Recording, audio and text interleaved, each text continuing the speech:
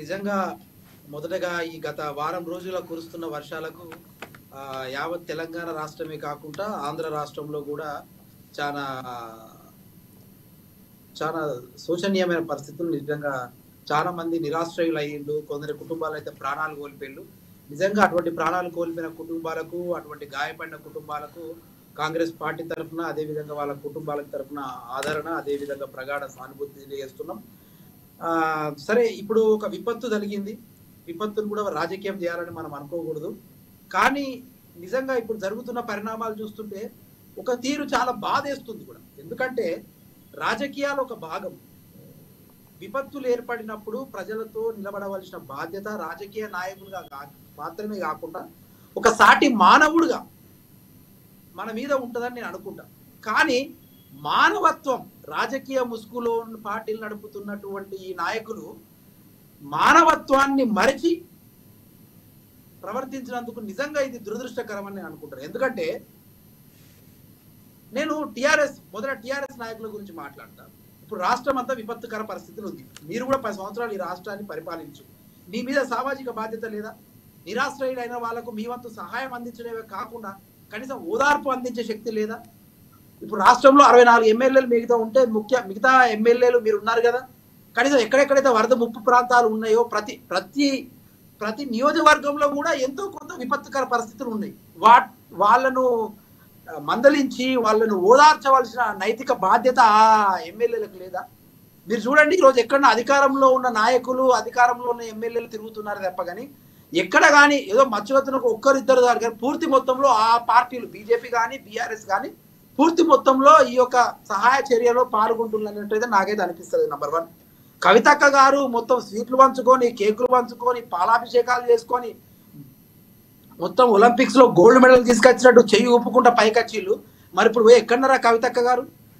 జై కేసీఆర్ అనుకుంటూ వచ్చిన వాళ్ళు, మరి ఆ కేసీఆర్ ఎక్కడ వేయండి? ఇప్పుడు ప్రజలు విపత్తుకర పరిస్థితులు ఉన్నప్పుడు బయటకు వచ్చి మీ సలహాలు సూచనలు ప్రభుత్వానికి ఇవ్వాలి కదా. మీరు కూడా 10 సంవత్సరాలు పరిపాలించారు కదా. ఈ విపత్తుకర పరిస్థితుల్లో ప్రజలు ఏమేమి జరుగుతుందో అక్కడ మీరు కూడా సహాయ చర్యలు పాల్గొనాలి కదా. టిఆర్ఎస్ నాయకులు సహాయక చర్యలో పాల్గొనాలి కదా. మరీ ఇంత దురదృష్టకరం ఏంటంటే బీజేపీ ఇదంతా ఒక తీరుగుంటే కేంద్రం నుంచి వచ్చే సహాయము మరీ అంతంత మాత్రం. ఏదో ప్రెస్లో ఈ మధ్య నేను చూశాను, అమిత్ షా గారును మోడీ గారు మన ముఖ్యమంత్రి గారితో ఫోన్లో మాట్లాడినట్టు. కానీ ఇప్పుడు తగ్గుముఖం, వాతావరణం ప్రశాంతం నుంచి తగ్గుముఖం బట్టి దాదాపు 12 గంటల నుంచి 24 గంటలు కూడా అయింది. అప్పుడు ఉన్నటువంటి మోస్తారు వర్షాలు ఇప్పుడు లేవు. కనీసం 2 హెలికాప్టర్లు పంపించే దిక్కు లేదండి ఈ రాష్ట్రానికి. పక్కనున్న రాష్ట్రానికి చంద్రబాబు నాయుడు గారు మీ యొక్క అలయన్స్ పార్టీ అని 6 హెలికాప్టర్లు పంపించిల్లట. 6 హెలికాప్టర్లు పంపించినట్టు తెలంగాణ ప్రజలు ఇక్కడ నుంచి కూడా 8 ఎంపీలు ఇచ్చిల్లు కదా ఈ రాష్ట్రానికి. ఈ రాష్ట్రం నుండి కనీసం ఒక 2 హెలికాప్టర్లు పంపించి ఎక్కడెక్కడైతే చిక్కుకొని ఉన్నారో, ఎక్కడెక్కడైతే సహాయ చర్యలు ఇంకా అంతలేవో వాటిని అందించవలసిన నైతిక బాధ్యత కేంద్ర ప్రభుత్వానికి కానీ ఇక్కడ ఉన్నటువంటి బీజేపీ ఎంపీలకు కానీ లేదా అండి?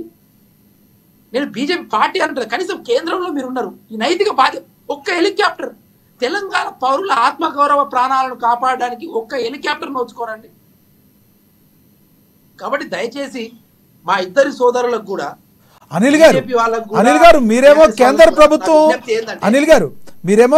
ప్రభుత్వం హెలికాప్టర్ పంపలేదు అంటున్నారు. మరోవైపు హరీష్ రావు గారు, చంద్రబాబు నాయుడు గారు ఒక పక్కన 74 ఏళ్ల ఏజ్లో ఆయన పక్క రాష్ట్రంలో ఆ రకంగా బోటు మీద వెళ్తుంటే ఇక్కడ కనీసం 55 ఏళ్ల వయసు ఉండి మీరు ఎందుకు మంత్రులందరూ ఫెయిల్ అయ్యారని ఆయన మాట్లాడుతున్న పరిస్థితి, దాన్ని ఎలా చూడాలంటారు? హరీష్ రావు గారు ఫెయిల్ అయిందండి. మా మంత్రులు అందరూ ఆన్ గ్రౌండ్ లో ఉన్నారు. ఇప్పుడు నేను వరంగల్లో కూర్చొని ఉన్నా. ఇప్పుడే మా ముఖ్యమంత్రి గారు నా పక్కన ఉన్న జిల్లాలో మహిబాద్ లో ఉన్నారు. అక్కడ చర్యలు జరుగుతున్నాయి. మాకి ప్రాణాలతోని రాజకీయమా అండి? ప్రాణాలతోని రాజకీయమా? నేను ఇప్పటికి కూడా ఏంటంటే బీఆర్ఎస్ ఈ జరిగిన ముప్పు మొత్తం బీఆర్ఎస్ కారణము, బీజేపీ కారణం అని అంటలేను. నేను ఏమంటున్నానంటే స్పందించవలసిన స్థాయిలో మీరు స్పందించండి. మీకు కూడా ఆర్గనైజేషన్స్ ఉంటాయి, మీకు కూడా వ్యవస్థ ఉంటుంది, మీ చేతిలో కూడా ఎంతో కొంత అధికారం ఉంటుంది. కాబట్టి ఆ అధికారాన్ని ఉపయోగించండి. కేసీఆర్ గారు అనుకుంటే మోదీ గారితో మాట్లాడలేరా? కిషన్ రెడ్డి గారు అనుకుంటే 2 హెలికాప్టర్లు తెచ్చేయలేరా? సంజయ్ గారు అనుకుంటే సహాయ చేరుకరలో కేంద్ర నిధులను ఇప్పటిగా 24 గంటల్లో తెచ్చి సహాయక చర్యలను ముమ్మరం చేయలేరా? వారికి ఉన్నటువంటి కేంద్ర బలగాలను డిజాస్టర్ టీంని ఈ రాష్ట్రంలో దింపలేరా? సరే, ఇప్పుడు దింపకుంటే ఆ అపవాదం అంతా కాంగ్రెస్ మీదకి రావాలని, మా మీద వచ్చే ఆ వ్యతిరేకతను వాళ్ళు ఏదో రాజకీయ లబ్ధి పొందాలని ఈ పరిస్థితిలో ఇటువంటి చేయడం అనేది చాలా మంచిది కాదనేది నా